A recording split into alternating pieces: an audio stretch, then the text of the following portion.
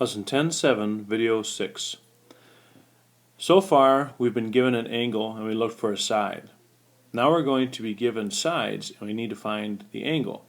And that's where the inverse trig functions come into play. Now inverse means opposite, basically. So if I asked you to give me the inverse operation of multiplication, you would say division.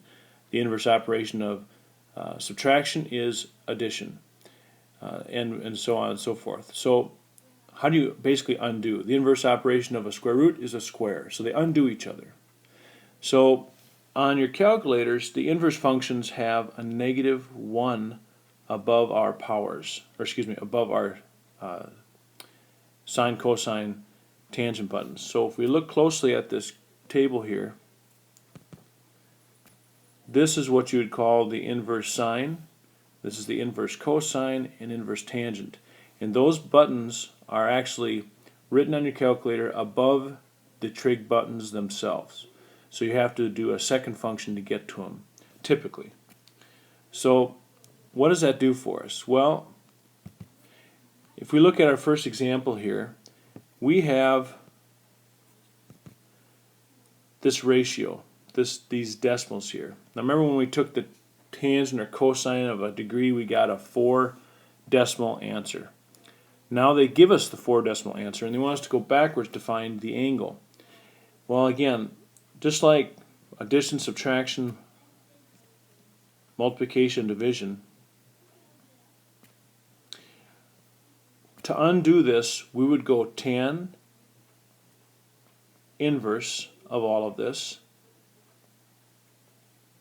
tan inverse of all of this, and again they're opposite operations, so tan and tan inverse cancel each other out, and v is the degree, and we can find it by taking tan inverse of the decimal we have. So again, you'd have to probably type in or go second function tan and then type in your 4 decimals, or type your 4 decimals in and then go second function tan to get this to work. If you do that properly, and we're going to round to the nearest degree, we should get approximately 39 degrees. So on the next one, again, sine is what's there, so we'll do sine inverse, and that cancels those operations out, and we're left with the sine inverse of the decimal. Do that calculation and you should get approximately 20 degrees.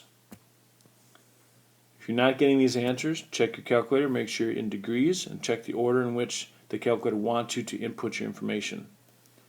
Since they give us cosine, we do cosine inverse. They cancel, and to get your answer you'll need to take cosine inverse of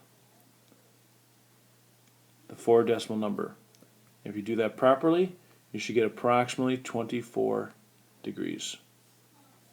So a lot of calculator work, getting used to your calculator, and so on. This ends Lesson 10.7, Video 6.